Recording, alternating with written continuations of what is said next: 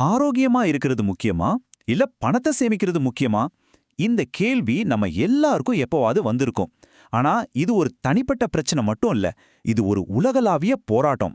இன்னைக்கு இந்த சிக்கலான உறவை பத்தி தான் நம்ம ஆழமா பார்க்க போறோம். அப்போ ஒரு கேள்வி வருது. எதுக்கு அதிகமா செலவாகும்? ஹெல்த் இன்சூரன்ஸ்க்கா இல்ல திடீர்னு வர்ற ஒரு ஹாஸ்பிட்டல் பில்லுக்கா? இந்த ஒரு கேள்விக்குள்ள தான் நாம இன்னைக்கு பேச போற விஷயத்தோட மொத்த சாரமும் அடங்கியிருக்கு. இது வெறும் தனிப்பட்ட மனுஷங்க மட்டும் இல்ல, பெரிய பெரிய நாடுகள் கூட சந்திக்கிற ஒரு பெரிய சவால். ஆரோக்கியமா இல்ல செல்வமா, இந்த ரெண்டுல எதை தேர்ந்தெடுக்கிறதுங்கிற குழப்பம் தனிப்பட்ட நமக்கு மட்டும் இல்ல, முழு நாடுகளுக்குமே இருக்கு. சரி, இதை நாம எப்படி புரிஞ்சுக்கலாம்? வாங்க, ரெண்டு வெவ்வேறு நாடுகள் இது எப்படி கையாளுதுன்னு ஒரு சின்ன அலசல் பார்க்கலாம். சரி, முதல்ல நாம அமெரிக்காவுக்கு போலாம். உலகத்திலேயே ஹெல்த் கேருக்கு அதிகமா செலவு பண்ற நாடுன்னு அமெரிக்காவுக்கு ஒரு பெயர் இருக்கு. ஆனா அவங்க பண்ற அந்த அதிக செலவுக்கு ஏத்த மாதிரி நல்ல ரிசல்ட்ஸ் கிடைக்குதா? வாங்க பார்க்கலாம். இந்த சார்ட்ட பாருங்க, ரொம்பவே முக்கியமான ஒரு விஷயம் இதுல இருக்கு. மத்த வளர்ந்த நாடுகளோட ஒப்பிடும்போது அமெரிக்கா அவங்களோட மொத்த வருமானத்துல, அதாவது ஜிடிபில கிட்டத்தட்ட 17.6% ஹெல்த் கேருக்காக மட்டுமே செலவு பண்ணுது. யோசிச்சு பாருங்க, இது மத்த நாடுகளோட சராசரியை விட ரொம்ப ரொம்ப அதிகம். இவ்வளோ பணத்தை கொட்டுறாங்களே, அதுக்கு பலன் என்ன? இங்கதான் ஒரு பெரிய அதிர்ச்சி காத்திருக்கு. அமெரிக்கர்களோட சராசரி ஆயுட்காலம், அதாவது லைஃப் எக்ஸ்பெக்டன்சி, மற்ற நாடுகளை விட பின்தங்கிட்டே வருது. 1980ல கிட்டத்தட்ட எல்லாரும் ஒரே மாதிரி தான் இருந்தாங்க. ஆனா இன்னைக்கு நிலைமை தலைகீழ். 4 வருஷத்துக்கும் மேல வித்தியாசம் இருக்கு. இது உண்மையிலே ஆச்சரியமான விஷயம் இல்லையா? அப்போ லட்சக்கணக்கான அமெரிக்கர்கள் எப்படி இந்த செலவை சமாளிக்கிறாங்க? ஒரே ஒரு பதில் தான், அரசாங்கம் உதவி. அமெரிக்காவோட அஃபோர்டபுள் கேர் ஆக்ட் அப்படிங்கிற சட்டம் மூலமா அரசாங்கம் வரிச்சலுகை கொடுத்து இன்சூரன்ஸை வாங்கக்கூடிய விலையில வச்சிருக்கு.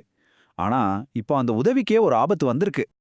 ஆமா, 2026ல சப்சிடி கிளிஃப்னு சொல்லப்படுற ஒரு பெரிய பிரச்சனை வரப்போகுது. அப்படின்னா என்னன்னா, அரசாங்கம் கொடுத்துக்கிட்டு இருந்த அந்த கூடுதலான வரிச்சலுகைகள் முடிவுக்கு வரப்போகுது. இது பல குடும்பங்களுக்கு ஒரு பெரிய நிதி நெருக்கடியை உண்டாக்கும்னு சொல்றாங்க. இந்த டேபிள பாத்தீங்கன்னா உங்களுக்கு இன்னும் தெளிவா புரியும். இப்போ அரசாங்க சலுகையோட ஒரு குடும்பம் கட்டுற பிரீமியத்துக்கும் அந்த சலுகை இல்லாம போனா அவங்க கட்ட வேண்டிய பிரீமியத்துக்கும் மலைக்கும் மடுவுக்குமான வித்தியாசம் இருக்கு. அவங்களோட வருடாந்திர இன்சூரன்ஸ் பிரீமியம் ஆயிரக்கணக்கான டாலர்கள் அதிகமாகும். ஒரு மாச பட்ஜெட்டே இதனால தலைகீழா மாறிடும். இங்க பாருங்க, 114%. இது சாதாரண நம்பர் இல்ல. KFFன்னு ஒரு ஹெல்த் ரிசர்ச் அமைப்பு என்ன சொல்லுதுன்னா, இந்த சப்சிடி எல்லாம் நின்னு போச்சுன்னா மக்கள் கட்டுற பிரீமியம் சராசரியா 114% அதிகமாகும்னு கணக்கிட்டு இருக்கிறாங்க. அதாவது இப்போ கட்டுறதை விட 2 மடங்குக்கு மேல. நினைச்சு பார்க்கவே முடியல. சரி, அமெரிக்காவோட சிக்கலான சிஸ்டம்ல இருந்து இப்ப நாம உலகத்தோட இன்னொரு மூலைக்கு, இந்தியாவுக்கு போலாம். இங்கேயும் அதே கட்டுப்படியாகிற விலைங்கிற பிரச்சனை இருக்கு. ஆனா இங்க அதை அணுகிற விதமே வேற. பெரிய பெரிய சட்டங்கள், விதிமுறைகளை விட நேரடியா மக்கள் கிட்ட பேசுறதுல தான் இங்க விஷயமே அடங்கி இருக்கு. ஒரு இந்திய இன்சூரன்ஸ் சேல்ஸ் ட்ரெய்னர் சொல்ற இந்த வார்த்தைகளை கேளுங்க. ஹாஸ்பிட்டல் உங்ககிட்ட 10,000 ரூபாய் கேட்காது, அவங்க 10 லட்சம் ரூபாய் கேட்பாங்க. எவ்வளோ பவர்ஃபுல்லான வார்த்தை பாருங்க. இன்சூரன்ஸ் இல்லாம ஒரு மெடிக்கல் எமர்ஜென்சி வந்தா அது பண ரீதியா மட்டும் இல்ல, மன ரீதியாவும் நம்மள எவ்வளோ பாதிக்கும்னு இது ஒரே வரியில சொல்லுது.